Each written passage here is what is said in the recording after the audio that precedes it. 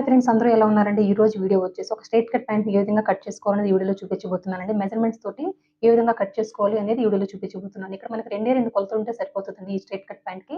ఒకటొచ్చేసి hip loose అనమాట. Hip loose అంటే ఈ ప్యాంట్‌ని మనం ఎక్కడికైతే కట్టుకుంటున్నామో ఆ కొలత, ఇంకా అక్కడి నుంచి వచ్చేసి ప్యాంట్ లెంత్ ఎంత కావాలి, ఈ 2 కొలతలుంటే సరిపోతదనమాట. ఓకేనా? ఎవరికైనా కూడాను ఈజీ మెథడ్‌లో ఈ స్ట్రెయిట్ కట్ ప్యాంట్ ఏ విధంగా కట్ చేసుకోవాలనేది ఈ వీడియోలో చూపించబోతున్నాను. ఇక్కడ చూడండి, ఫస్ట్ వచ్చేసి ఫ్రంట్ పార్ట్‌ని కట్ చేసిన తర్వాత బ్యాక్ పార్ట్‌ని కట్ చేసుకోవాలండి. ఓకేనా? ఇక్కడ చూడండి, ఓపెన్స్ ఏమో నా వైపున ఉన్నాయి. ఇవి వచ్చేసి 2 మడతలండి. ఓకేనా? ఈ విధంగా 2 మడతల మీద ఈ క్లాత్‌నైతే ఫోల్డ్ చేసేసుకున్నాను. ఓపెన్స్ నా వైపున ఉన్నాయి. క్లోజ్ పార్ట్ ఏమో ఆపోజిట్ అనమాట. ఓకేనా? క్లోజ్ పార్ట్ మన వైపున ఉండకూడదా అంటే ఉండొచ్చు, ప్రాబ్లమ్ ఏమి లేదండి. ఎందుకంటే ఇటువైపు మొత్తం కూడా కట్ చేసేస్తాం గదా! అంటే తర్వాత మనం కట్ చేసినా కూడా ఓపెన్‌గానే అయిపోద్ది. ఓపెన్ చేయాలి ఖచ్చితంగా. ఇంకోటేంటంటే అటువైపున క్లోజ్ పార్ట్ మిగిలిందనుకో, ఉంచామనుకోండి, అటువైపున మిగిలే క్లాత్‌ని మనం పాకెట్స్‌కి యూజ్ చేయొచ్చు. అందుకోసం క్లోజ్ పార్ట్ అనేది మనకు ఆపోజిట్‌గా పెట్టుకుంటే మంచిది అని. అందుకోసమేనండి. ఇంక అంతకు మించి ఏమి లేదు. ఓకేనా? ఇక్కడ చూడండి, ఫస్ట్ వచ్చేసి కింద వైపున కాలి పట్టీ కోసమండి. ఈ స్కేల్ వెడల్పున ఈ విధంగా అయితే మార్క్ చేసేసుకుంటున్నాను. ఇదేంటండి, కింద వైపున పట్టీని ఫోల్డ్ చేసి కుట్టుకోవడం కోసం. ఓకేనండి. ఇంక ఇక్కడి నుంచి వచ్చేసి చూడండి, నాకు ప్యాంట్ పొడవొచ్చేసి 36 ఇంచులండి. ఇక్కడ చూడండి, ఈ విధంగా నేను 36 ఇంచులకైతే మార్కింగ్ పెట్టేసుకున్నా. అదే 36 ఇంచులు ఇటువైపున కూడా ఈ విధంగా మార్కింగ్ పెట్టేసుకున్నా. మార్కింగ్ పెట్టుకున్నట్టుగా ఈ రెండిటిని కలుపుతూ ఒక లైన్ డ్రా చేయడమే.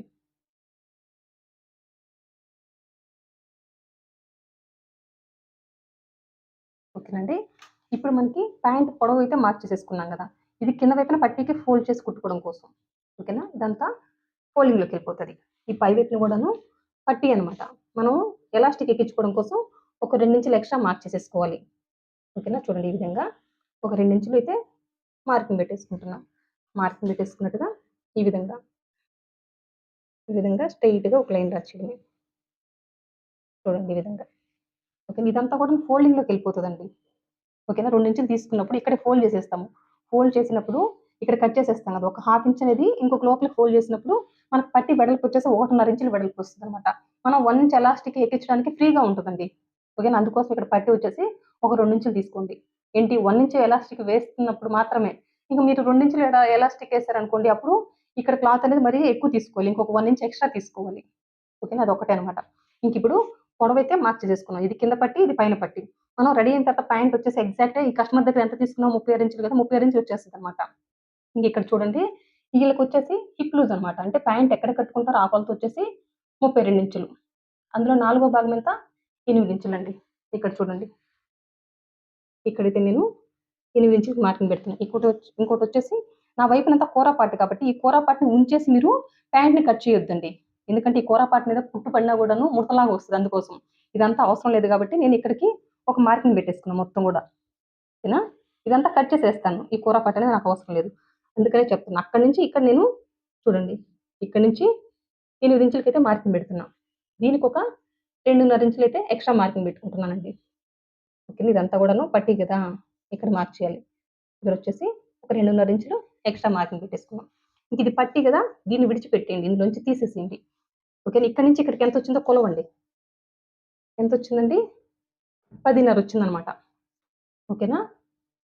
చూడండి, ఫస్ట్ అదే 10.5 ఇక్కడ కూడా మార్కింగ్ పెడదాం. మార్కింగ్ పెట్టేసుకొని ఒక లైన్ డ్రా చేద్దాం.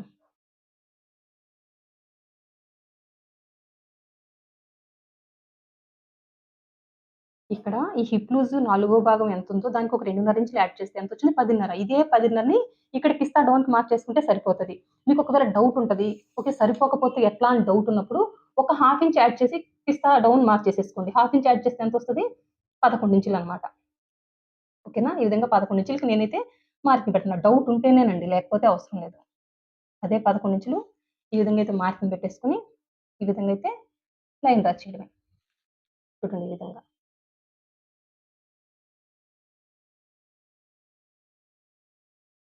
ఓకేనా? ఇంకిక్కడి నుంచొచ్చేసి ఒక 2 ఇంచులకైతే మార్కింగ్ పెట్టేస్తున్నా. 2 ఇంచులు మార్కింగ్ పెట్టేస్తున్నానా, ఇక్కడి నుంచి 1.5 ఇంచుకి ఈ విధంగా మార్కింగ్ పెట్టేసుకొని, ఈ విధంగా, ఈ విధంగా ఫార్మాలిటీకి రౌండ్ ఇచ్చేయాలండి.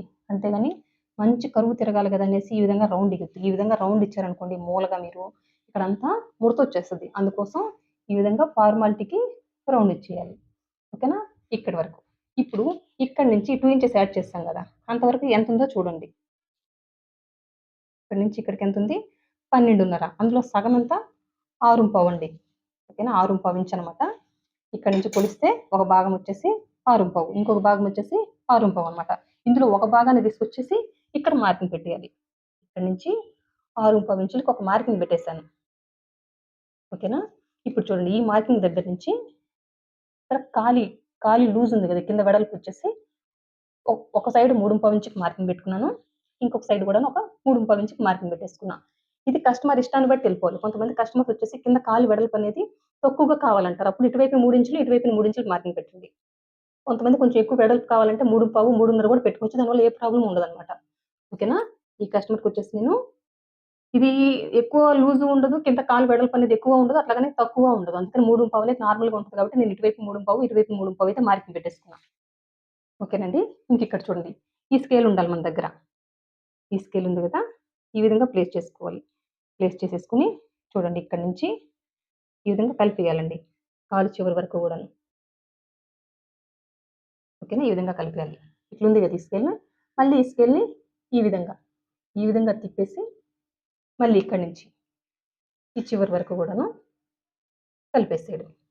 చూడండి కరెక్ట్‌గా షేప్ ఎట్లొచ్చిందో. ఓకేనా, మీరు ఈ 2 ఇంచెస్ హైట్ ఉంది కదా, దీన్ని వదిలేసుకొని ఇక్కడి నుంచి ఇక్కడికి ఎంత డౌన్ ఉందో అంతే ఇక్కడి నుంచే పెట్టాలి. నడుము భాగం దగ్గర నుంచే పెట్టాలి. ఈ ఖర్చు ఉంది కదా, ఈ ఖర్చుతో కలిపి ఈ 10.5 ఇంచులు మార్క్ చేసుకోవాలని డౌట్ ఉంటది. ఇది ఖర్చు. ఓకేనా, ఇదంతా ఫోల్డింగ్‌లోకి వెళ్ళిపోతది కాబట్టి ఇది మనకు అవసరం లేదు. ఇక్కడి నుంచే ఈ నడుము భాగం ఇక్కడ ఎంతైతే వచ్చిందో హిప్ లూజ్ మొత్తం కూడాను అంత ఇక్కడి నుంచే డౌన్ పెట్టుకోవాలి. ఓకేనా, కన్‌ఫ్యూజ్ అవుతారు గాని అని చెప్తున్నానండి. చూడండి, అర్థమైపోయింది కదా. ఇప్పుడొచ్చేసి మార్క్ చేసుకున్నట్టుగా కట్ చేసేయడమే. ఇక్కడ చూడండి, మార్క్ చేసుకున్నట్టుగైతే కట్ చేసామనమాట. ఓకేనా, ఇదైతే ఫ్రంట్ పార్ట్ అయితే కటింగ్ అయిపోయింది కదా, ఇది తీసి పక్కన పెట్టేసి చూడండి, సేమ్ ఈ క్లాత్ ఉంది కదా, అలాగే మళ్ళీ 2 మడతలు వేసుకోవాలండి. వచ్చేసి మనం బ్యాక్ పార్ట్‌ని కట్ చేస్తున్నాం.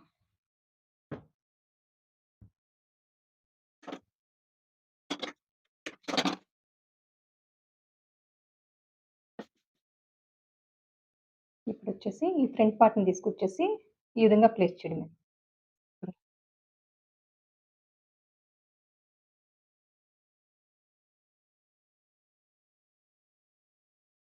ఓకేనా, ఈ విధంగా మొత్తం కూడా ప్లేస్ చేసిన తర్వాత ఇంక ఇక్కడి నుంచి గమనించండి.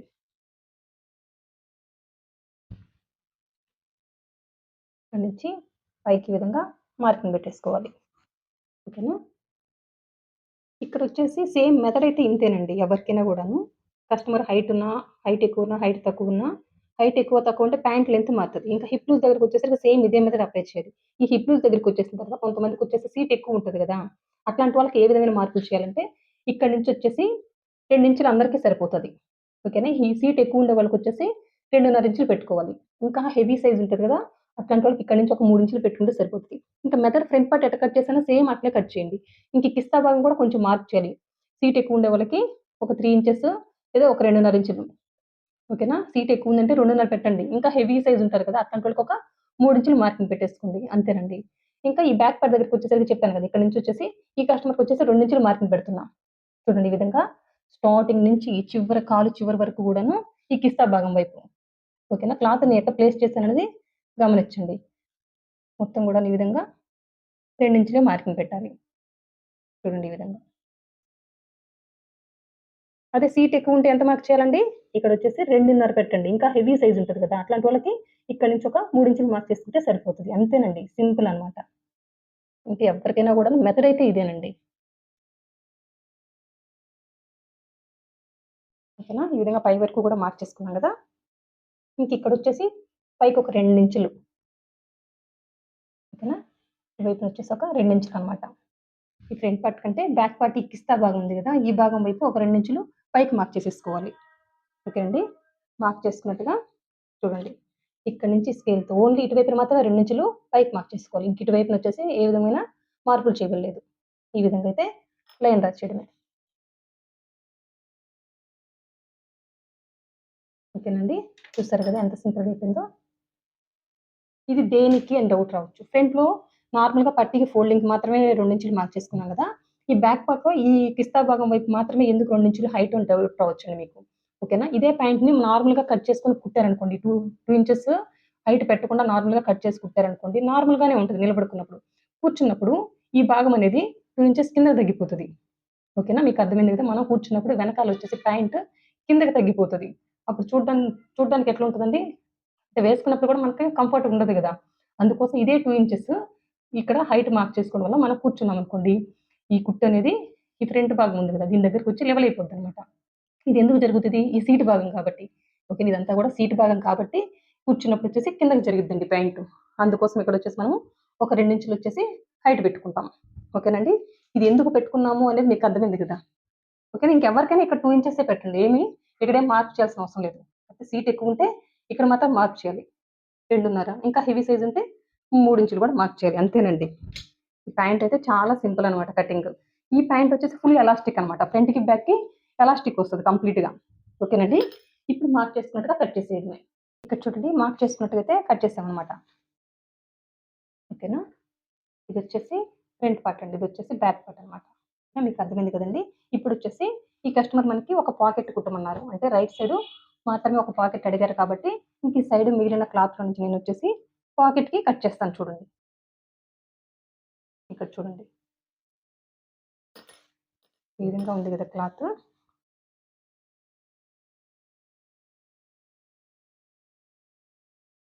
ఫస్ట్ వచ్చేసి పాకెట్‌కి పొడవొచ్చేసి చూద్దాం.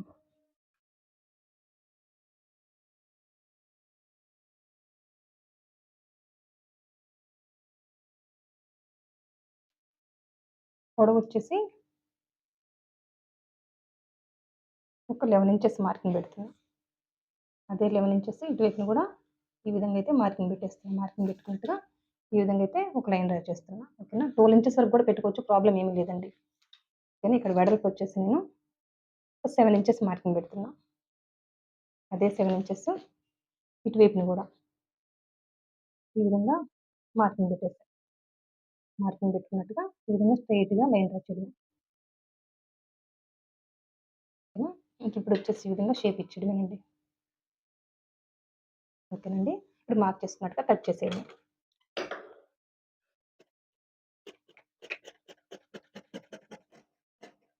వీళ్ళు పాకెట్ ఒకటి అడిగారు కాబట్టి ఇట్లా కట్ చేశాను. సేమ్ ఇంకొక పాకెట్ కూడా అడిగారనుకోండి. అంటే రైట్ సైడ్, లెఫ్ట్ సైడ్ 2 పాకెట్లు కావాలంటే సేమ్ ఈ క్లాత్‌ని తీసుకొచ్చేసి ఈ విధంగా ప్లేస్ చేసేసుకొని కట్ చేసేసుకుంటే సరిపోద్దనమాట. ఓకేనండి. చూడండి. ఇక్కడొచ్చేసి ఫ్రంట్, బ్యాక్ కట్ చేయడం కంప్లీట్ అయిపోయింది. ఇదొచ్చేసి పాకెట్ క్లాత్ కదా! అంతేనండి. నా వీడియో గనుక నచ్చినట్లయితే లైక్ చేయండి, షేర్ చేయండి, సబ్స్క్రైబ్ చేయండి. థాంక్ యూ అండి. Thank you for watching. మీకేమైనా డౌట్స్ ఉంటే కామెంట్ రూపంలో తెలియజేయండి. నేను క్లియర్ చేయగలిగినది ఖచ్చితంగా క్లియర్ చేస్తాను. ఇంకా నా వీడియో గనుక చివరి వరకు చూసినట్లయితే నలుగురికి షేర్ చేయండి. నన్ను ఎంకరేజ్ చేసిన వాళ్ళవుతారు. థాంక్ యూ అండి. Thank you for watching. Bye.